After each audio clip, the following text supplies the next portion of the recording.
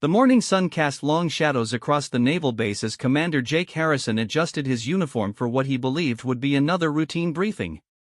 At 42, Harrison had built his reputation on a foundation of unwavering discipline, tactical brilliance, and an almost legendary intolerance for what he perceived as weakness.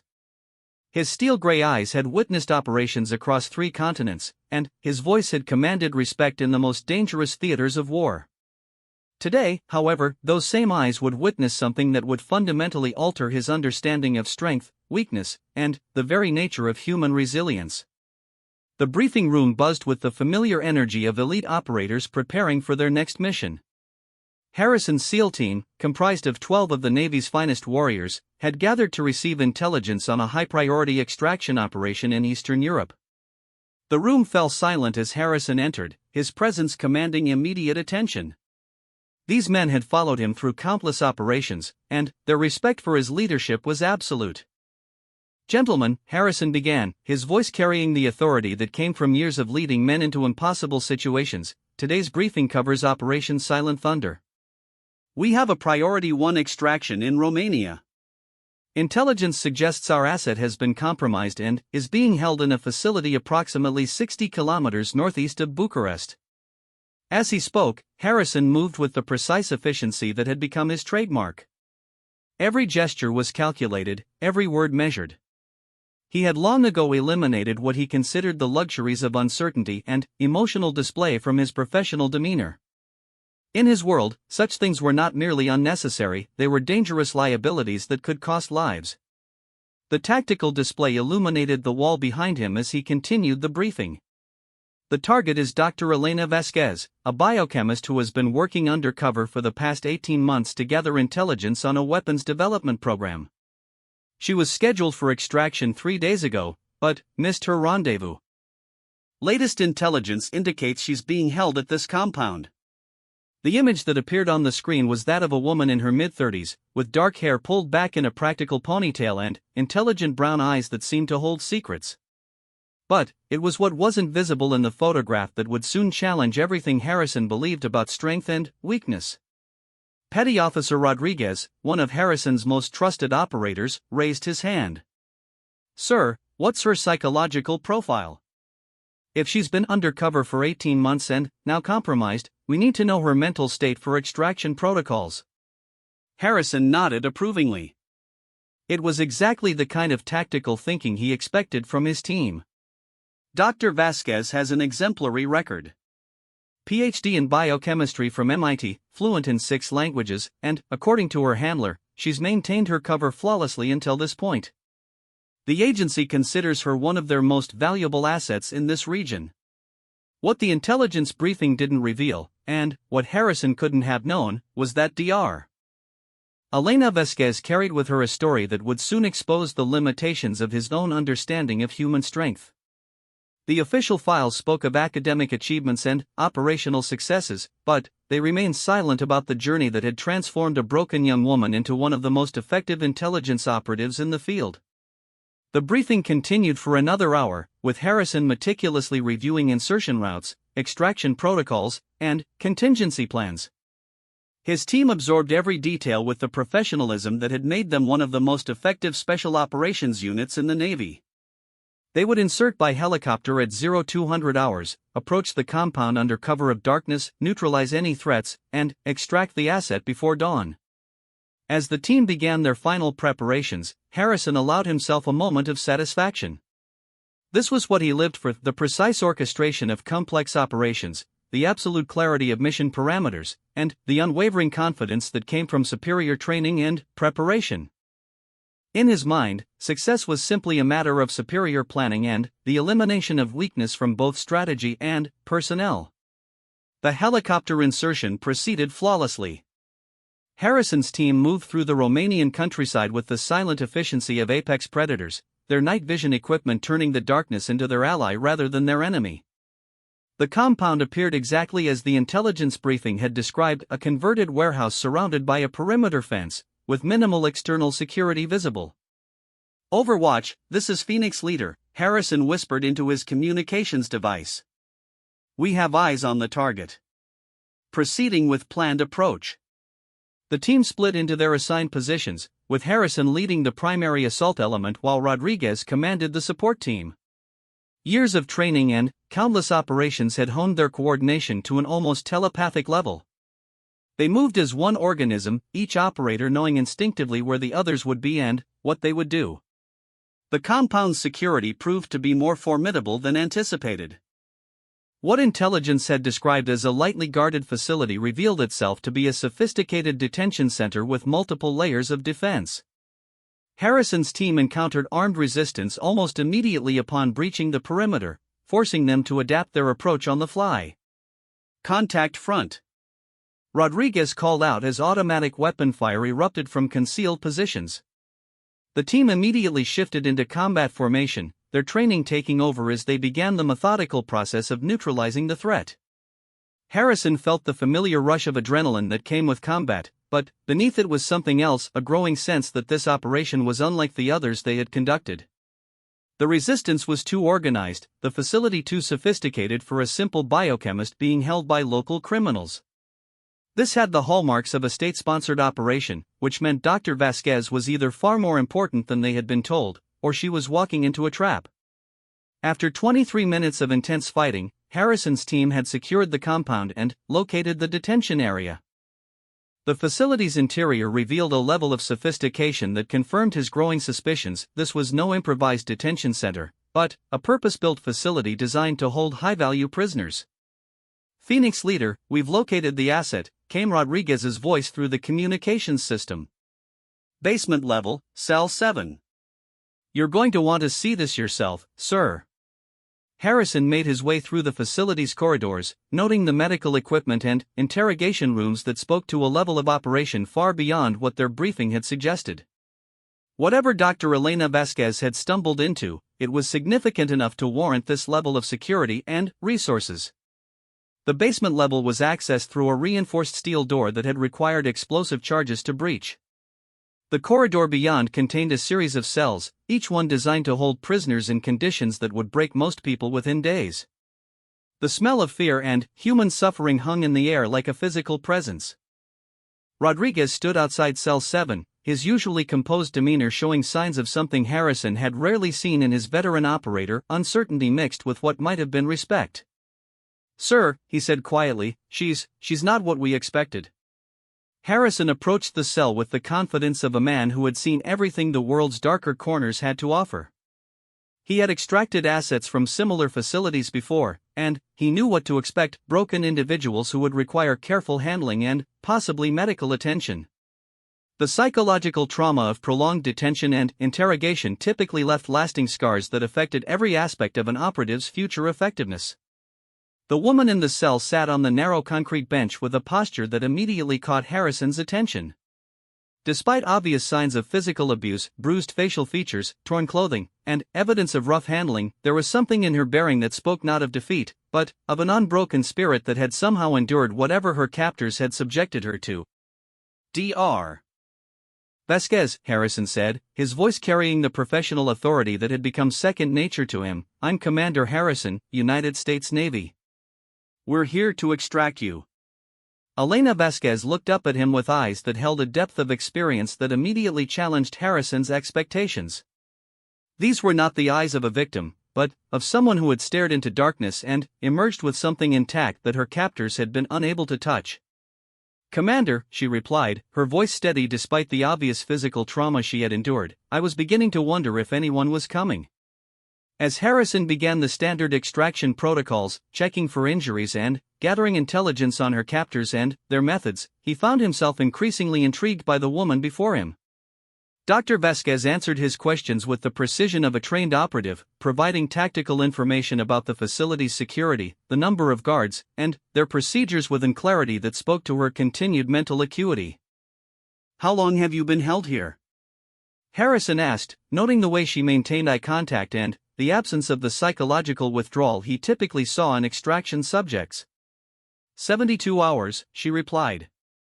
They've been quite thorough in their questioning techniques. The understatement in her voice caught Harrison's attention. Most people who had endured 3 days of professional interrogation would be struggling to maintain coherence, yet Dr. Vasquez seemed not just intact, but somehow strengthened by her experience. It was as the team prepared to move her from the cell that Harrison noticed something that would fundamentally alter his understanding of both the woman they were rescuing and his own assumptions about human nature. As Dr. Vasquez stood and adjusted her torn shirt, a portion of a tattoo became visible on her left shoulder, intricate black lines that formed part of what appeared to be a larger design. Harrison's initial reaction was purely professional curiosity. Tattoos among intelligence operatives often carried significance, coded messages, operational identifiers, or personal symbols that could provide insight into an agent's background and motivations. But something about the partial design he glimpsed suggested this was something far more personal and profound. The extraction from the facility proceeded with the efficiency that had become Harrison's trademark. His team moved Dr. Vasquez through the secured corridors and out into the Romanian countryside where their extraction helicopter waited.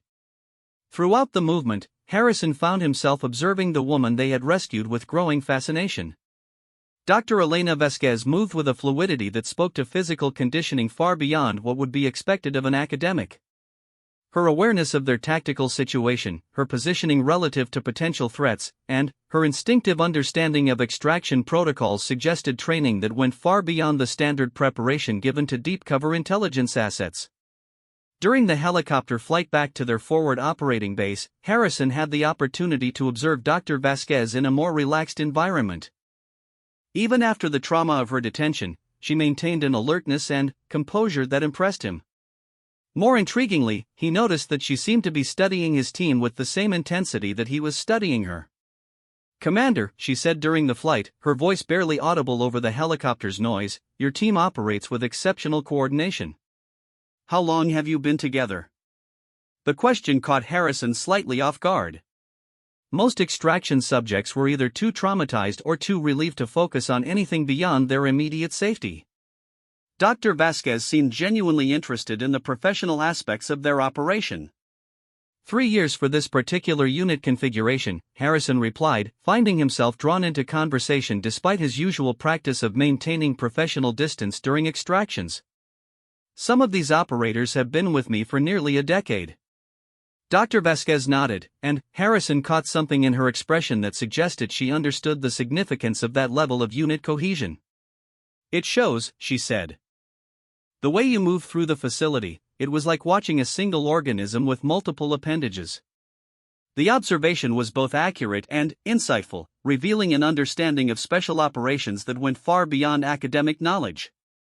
Harrison found himself wondering about the true nature of Dr. Elena Vasquez's background and training. Upon their arrival at the forward operating base, standard protocol required a comprehensive debriefing of the extracted asset. Harrison had conducted hundreds of such debriefings, and they typically followed a predictable pattern, gathering intelligence about enemy capabilities, assessing the subject's psychological state, and determining whether any operational security had been compromised. The debriefing with Dr. Vasquez proved to be unlike any Harrison had previously experienced. Rather than the fragmented recollections of a traumatized asset, she provided detailed intelligence reports that demonstrated not only intact memory function but sophisticated analytical capabilities that impressed even Harrison's experienced intelligence specialists. The facility's primary purpose appears to be the interrogation and processing of high-value intelligence assets, Dr. Vasquez reported with professional precision. They have medical staff capable of sophisticated pharmaceutical interrogation techniques, and their questioning methods suggest training consistent with former Soviet bloc intelligence services. As the debriefing progressed, Harrison found himself increasingly curious about the woman providing this intelligence.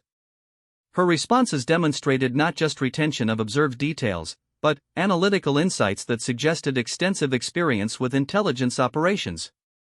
This was not the academic who had stumbled into the world of espionage, but a professional who understood that world with the depth that came only from years of experience. It was during a break in the debriefing that Harrison's curiosity about Dr. Vasquez's background would finally be satisfied in a way that would challenge everything he thought he understood about strength, weakness, and the nature of human resilience. Dr. Vasquez had been provided with clean clothing and medical attention for her injuries, but had declined the offer of sedatives or pain medication despite obvious physical discomfort. Harrison found her in the base's small recreation area, sitting alone and, apparently lost in thought.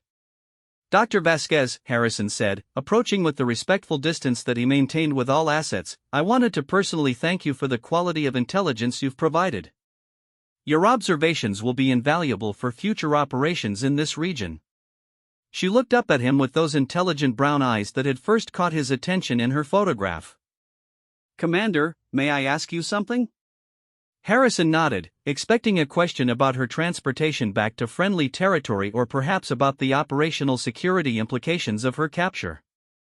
"What do you consider the source of true strength?" The question was so unexpected that Harrison found himself momentarily speechless. In his world, strength was a clearly defined concept: physical conditioning, mental discipline, tactical proficiency, and the ability to perform under pressure. These were quantifiable, trainable attributes that could be measured and improved through focused effort. "I suppose," Harrison replied carefully, "true strength comes from discipline, training, and the ability to overcome obstacles through superior preparation and willpower." Dr. Vasquez smiled, and there was something in that expression that suggested she had expected his answer. "That's what I believed for many years as well. But experience has taught me that true strength is something far more complex." Before Harrison could respond, Dr. Vasquez stood and began to remove the clean shirt she had been provided, revealing for the first time the full extent of the tattoo he had glimpsed in the detention facility. What he saw fundamentally challenged his understanding of both the woman before him and the very nature of human strength. The tattoo covered most of Dr. Vasquez's back and shoulders in intricate black and gray artwork that depicted a scene of almost overwhelming emotional power. At its center was a figure unmistakably female emerging from what appeared to be flames or smoke, her arms raised not in surrender but in triumph. Surrounding this central figure were symbols and text that spoke to a journey from darkness into light, from destruction into reconstruction. But it was not the artistic skill of the tattoo that captured Harrison's attention, nor even the powerful imagery it contained.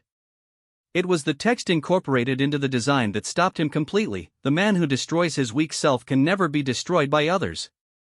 Harrison stared at the tattoo in complete silence, understanding immediately that he was seeing something far more significant than decorative artwork. This was a testament, a declaration, and a reminder, all contained within a single powerful image. "Commander," Dr. Vasquez said quietly, "may I tell you a story?" Harrison nodded, unable to trust his voice to respond appropriately to what he was seeing. 12 years ago, I was not Dr. Elena Vasquez, respected biochemist and intelligence operative. I was Elena Rodriguez, a 23-year-old woman who had just survived something that should have destroyed me completely. Dr. Vasquez's voice remained steady as she began to share a story that would fundamentally alter Harrison's understanding of human strength and resilience. "I was a graduate student at MIT, studying biochemistry with dreams of changing the world through scientific research. I was also deeply in love with a man named Michael Torres, whom I planned to marry after completing my degree. My life was structured, predictable, and filled with the kind of hopes and dreams that young people carry without understanding how fragile they really are." Harrison found himself drawn completely into her narrative, his professional demeanor giving way to genuine human curiosity about the woman whose rescue had become far more complex than he had anticipated. Michael was a fellow graduate student, studying international relations with plans to enter the diplomatic service. We had planned our entire future together: marriage after graduation, careers that would complement each other, children who would grow up in a world we would help make better through our professional contributions. It was a beautiful dream, and, for nearly 2 years, it seemed like that dream would become reality. Dr. Vasquez paused, and Harrison could see the effort it took for her to continue the story. Whatever had happened to transform the young woman she had been into the person she was now had left scars that went far deeper than anything her recent captors could have inflicted. "Michael was killed in a car accident 3 weeks before our planned wedding. But it wasn't just his death that destroyed me, it was discovering, in the aftermath, that the life I thought we had been building together had been largely a fiction." The pain in her voice was evident, but beneath it was something else, a strength that had been forged in the crucible of unimaginable loss and betrayal. "I learned that Michael had been having an affair for over a year. I learned that the wedding we had been planning was something he had been dreading rather than anticipating. I learned that the man I had loved completely and planned to spend my life with had been living a lie that encompassed every aspect of our relationship. Harrison found himself struggling to process the implications of what he was hearing. The professional composure that had served him through countless high-stress situations seemed inadequate for responding to this level of personal revelation. The discovery of his betrayal, combined with the grief of losing him, should have been enough to break anyone, Dr. Vasquez continued. But what happened next was far worse. She turned slightly, and Harrison could see more of the tattoo's intricate detail. What he had initially taken for flames surrounding the central figure, he now realized, represented something far more literal and devastating. 3 days after Michael's funeral, I received a phone call from a woman named Sarah Mitchell. She told me that she had been Michael's lover for the past 14 months, and that they had planned to be together after he found the courage to end our relationship. She also told me that Michael had died while driving to meet her, not while running an errand as I had been led to believe. The revelation hit Harrison with unexpected force. He had dealt with betrayal and loss in military contexts, but the intimate nature of what Dr. Vasquez was describing seemed almost incomprehensibly cruel. But Sarah had not called simply to inform me of her relationship with Michael. She had called because she wanted me to know that she was pregnant with his child, and that they had planned to start the family that Michael had been telling me he wasn't ready for. Dr. Vasquez's voice remained steady, but Harrison could see the effort this revelation cost her even 12 years after the fact. That phone call destroyed not just my understanding of my relationship with Michael, but my entire sense of who I was as a person.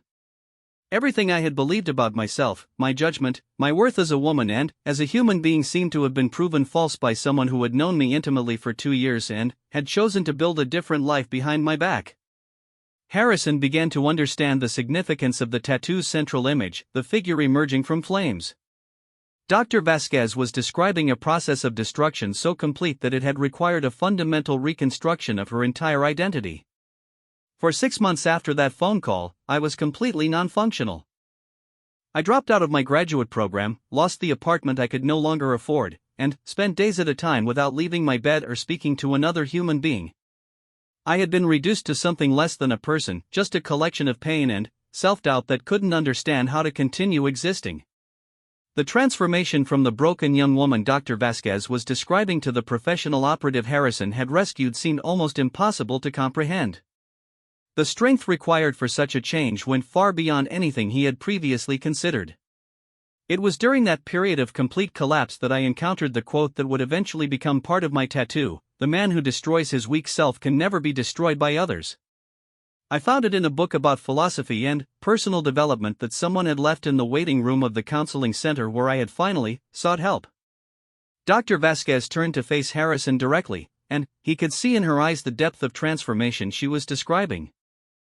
"Commander, in your experience, what does it mean to destroy one's weak self?" The question challenged Harrison in ways he hadn't anticipated. His understanding of self-improvement had always been focused on building strength rather than destroying weakness, on adding capabilities rather than eliminating vulnerabilities. "I'm not sure I've ever considered it in those terms," Harrison admitted, finding himself unexpectedly engaged in a philosophical discussion that seemed as important as any tactical briefing he had ever conducted. "The weak self," Dr. Vasquez explained, "is not the same as physical or even mental weakness. The weak self is the part of us that requires external validation to feel worthy, that builds its identity on relationships and circumstances beyond our control, that collapses when the world fails to meet our expectations or when others fail to treat us as we believe we deserve to be treated." Harrison found himself considering his own life through this lens.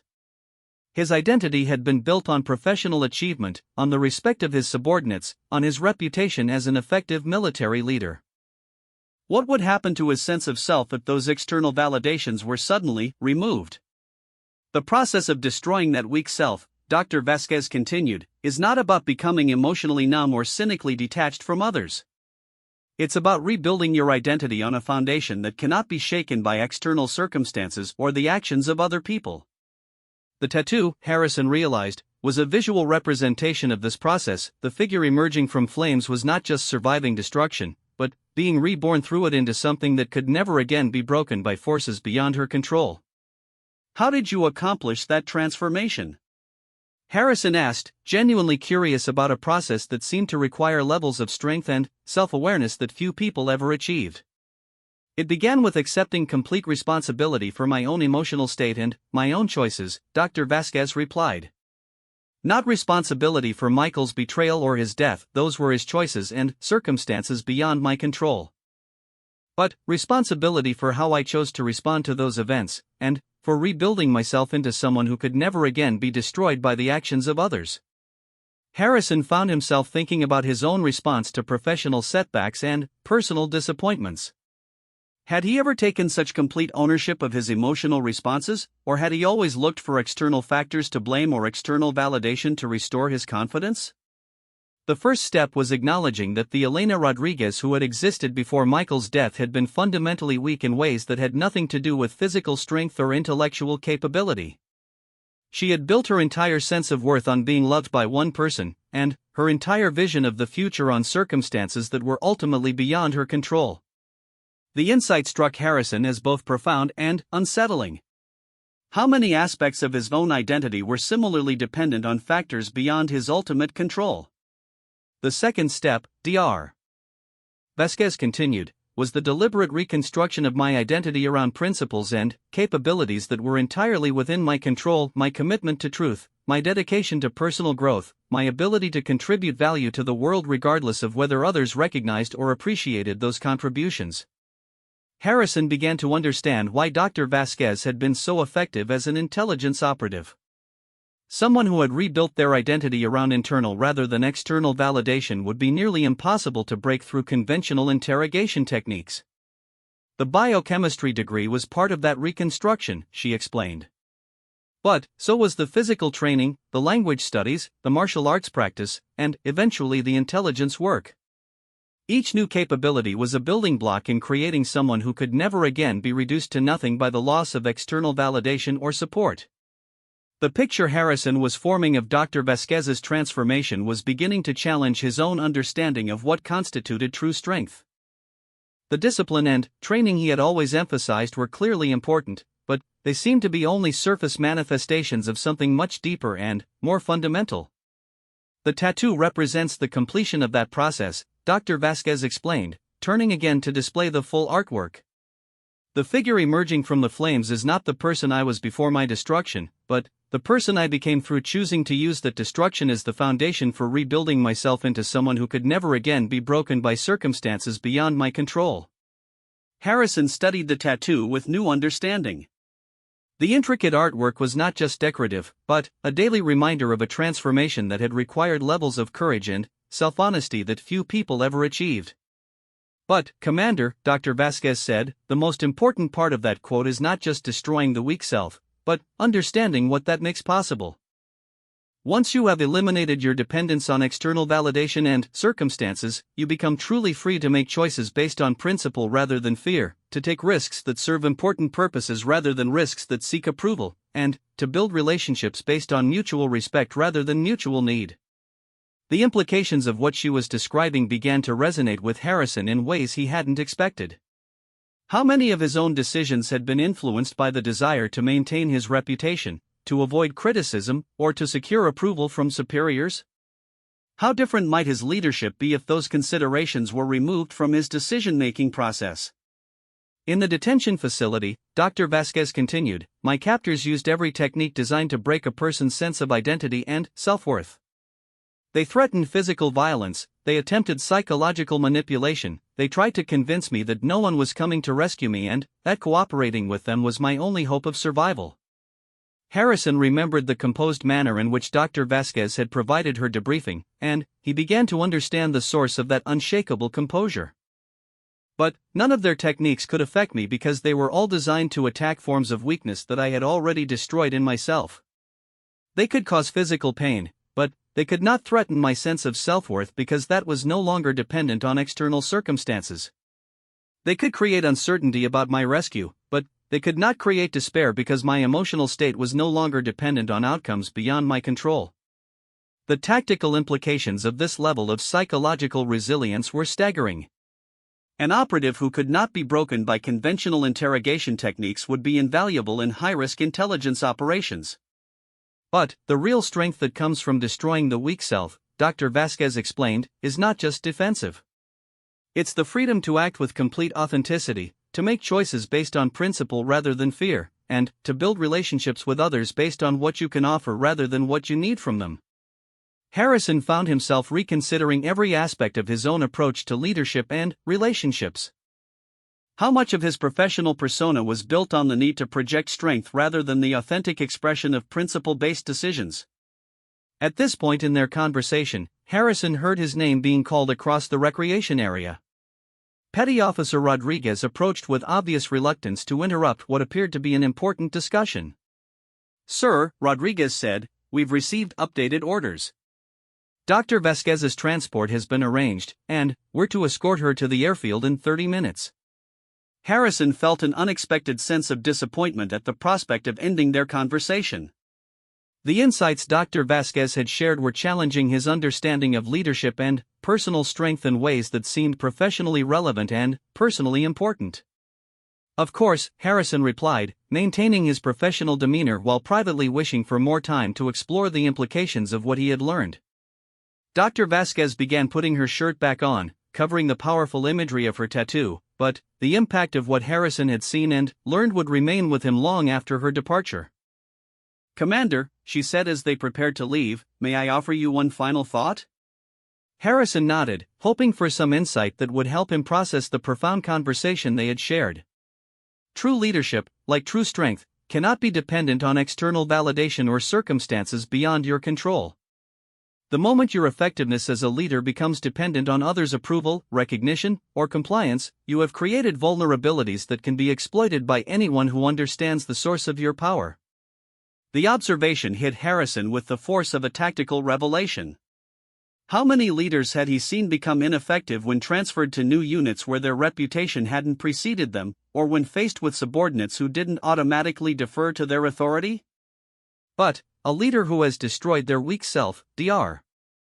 Vasquez continued, leads from principle rather than position, influences through authentic strength rather than projected authority, and remains effective regardless of external recognition or support.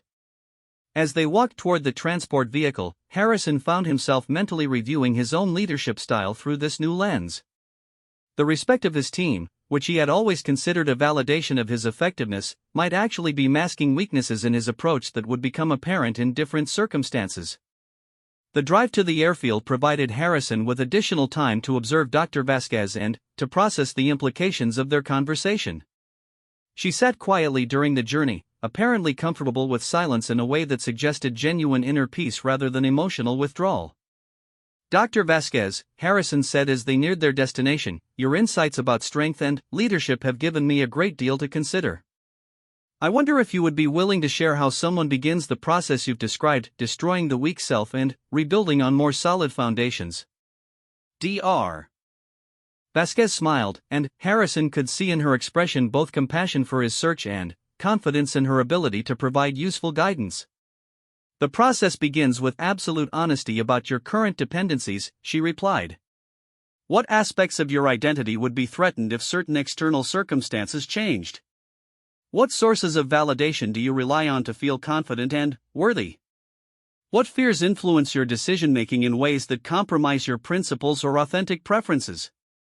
Harrison found himself immediately thinking about his need for his team's respect, his concern about his reputation within the Navy hierarchy, and his fear of failure in high-visibility operations. "Once you've identified those dependencies," Dr. Vasquez continued, "the work becomes a matter of systematically eliminating them by building alternative sources of identity and confidence that are entirely within your control." The challenge seemed almost overwhelming in its scope.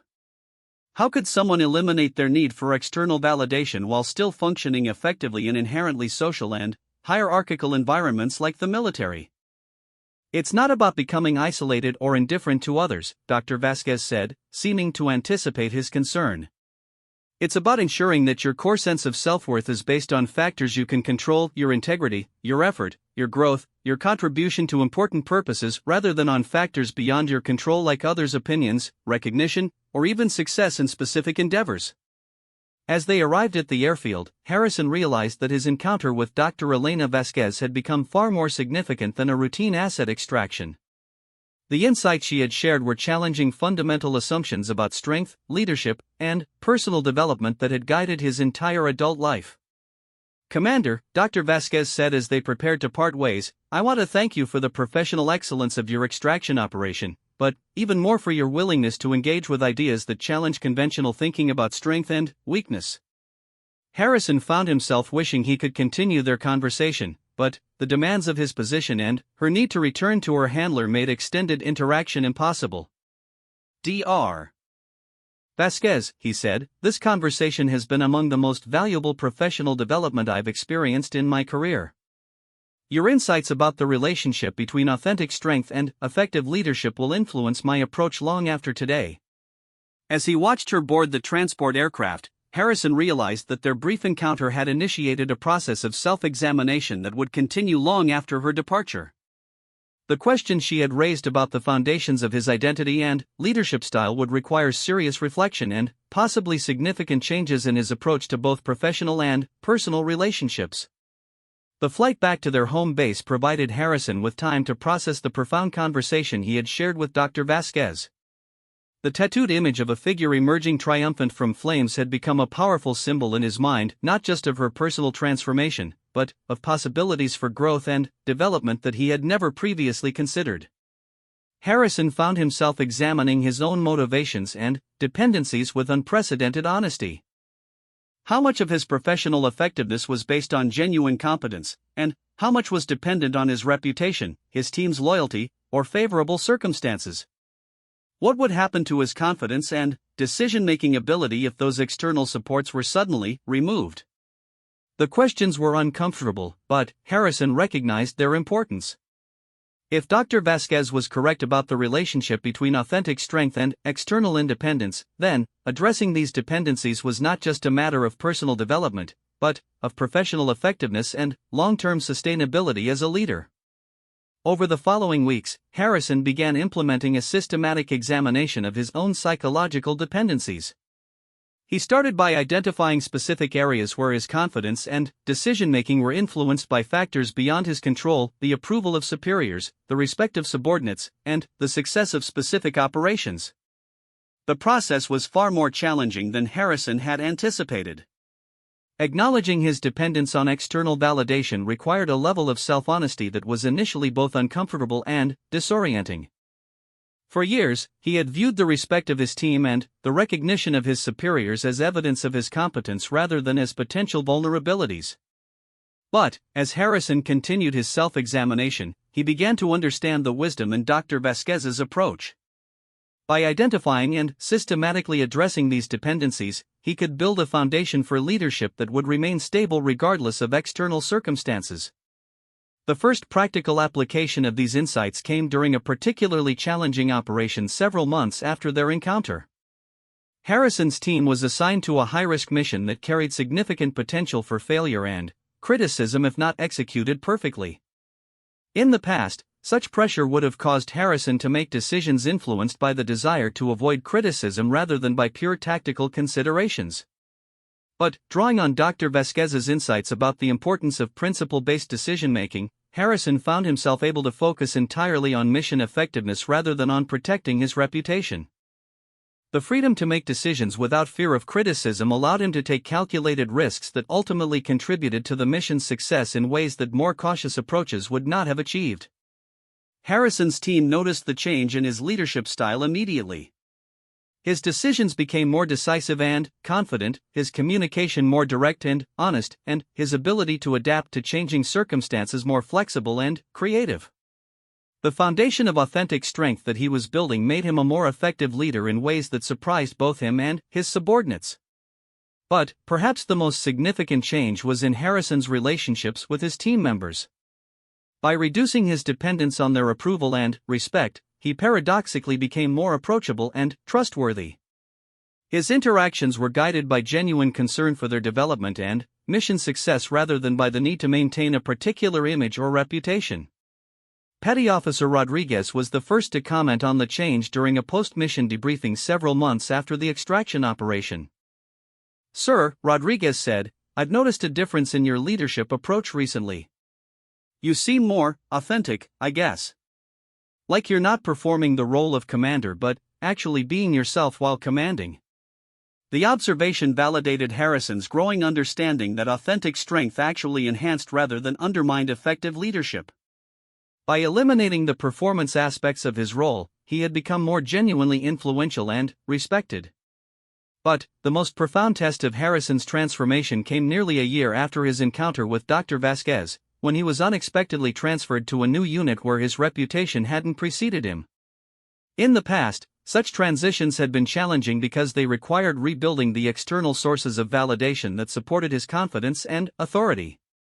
This time, however, Harrison found that his effectiveness remained consistent because it was based on principle and competence rather than on established relationships or reputation.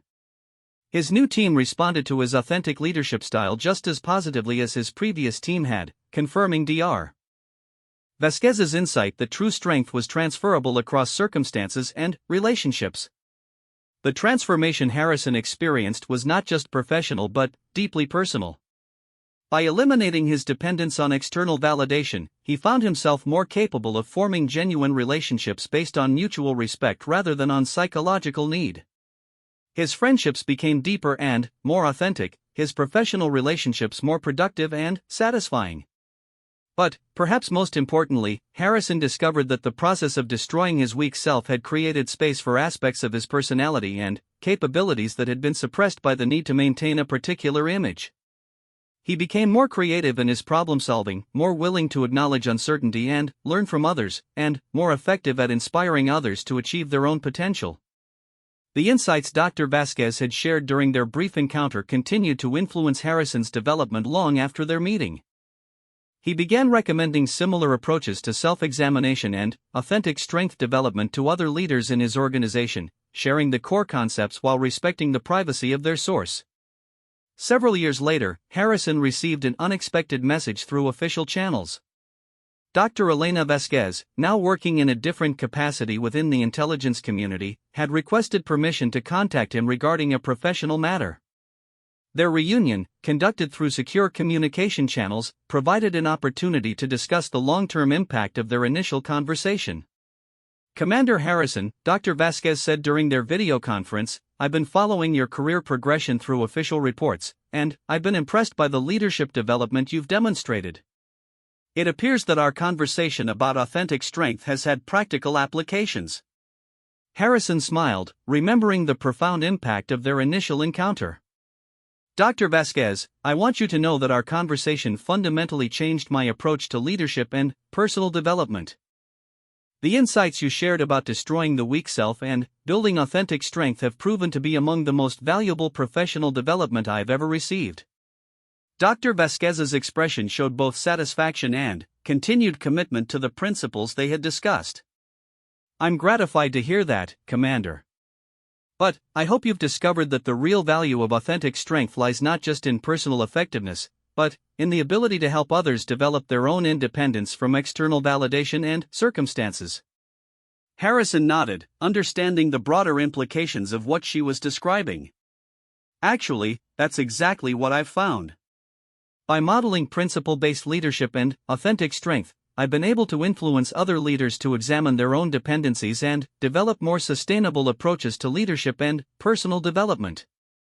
Their conversation continued for nearly an hour, exploring advanced applications of the concepts Dr. Vasquez had originally shared and discussing ways to foster authentic strength development throughout military and intelligence organizations. "The ultimate goal," Dr. Vasquez explained, "is not just individual transformation, but the development of organizational cultures that support and reward authentic strength rather than dependency-based performance." Harrison found himself energized by the vision of military units led by individuals who had eliminated their weak selves and built their leadership on unshakable foundations of principle and authentic competence. As their conversation concluded, Harrison reflected on the profound journey that had begun with Dr. Vasquez's tattoo and the story it represented. The image of a figure emerging triumphant from flames had become a personal symbol for him as well, representing not just survival of challenges, but the possibility of using those challenges as opportunities for fundamental growth and transformation. The quote that had guided Dr. Vasquez's transformation, "The man who destroys his weak self can never be destroyed by others," had proven to be more than philosophical wisdom. It was a practical guide for developing the kind of authentic strength that made individuals more effective, relationships more genuine, and organizations more resilient. Harrison's encounter with Dr. Elena Vasquez had lasted only a few hours, but its impact would continue to influence his approach to leadership, personal development, and human relationships for the remainder of his career. The tattoo that had initially caught his attention as a tactical curiosity had revealed itself to be a profound statement about the nature of true strength and the possibility of transformation that transcends circumstances. Years later, as Harrison advanced to senior leadership positions within the military, he would continue to apply and teach the principles Dr. Vasquez had shared. The concept of destroying the weak self while building authentic strength became central to his leadership philosophy and a cornerstone of the development programs he implemented for other leaders. But perhaps the most significant legacy of their encounter was Harrison's understanding that true strength was not about never falling down, but about building oneself in such a way that external circumstances could never again reduce you to nothing. The figure emerging from flames, triumphant, unbroken, and transformed, remained a powerful reminder that the greatest victories were not over external enemies, but over the internal dependencies that made individuals vulnerable to destruction by forces beyond their control. The woman whose tattoo had silenced a SEAL commander amid what could have been mockery had instead initiated a profound transformation that would influence military leadership development for years to come. Dr. Elena Vasquez had demonstrated that true strength was not about projecting invulnerability, but about building authentic resilience based on principles and capabilities that no external force could touch or destroy. In the end, Harrison realized that his encounter with Dr. Vasquez had been far more than a routine extraction operation. It had been an encounter with someone who embodied the highest form of human strength, the courage to destroy everything weak within oneself and rebuild on foundations that could never be shaken by the actions of others or the changing circumstances of an uncertain world. The lesson was profound and permanent. Those who have eliminated their dependence on external validation and rebuilt themselves on unshakable foundations become not just personally resilient, but beacons of possibility for others seeking to develop authentic strength in an uncertain world. The tattoo that had captured Harrison's attention had indeed told a story not just of one woman's transformation, but of the potential for growth and development that exists within every individual willing to undertake the challenging but ultimately liberating process of destroying their weak self and emerging, like the figure in the flames, triumphant and unbreakable.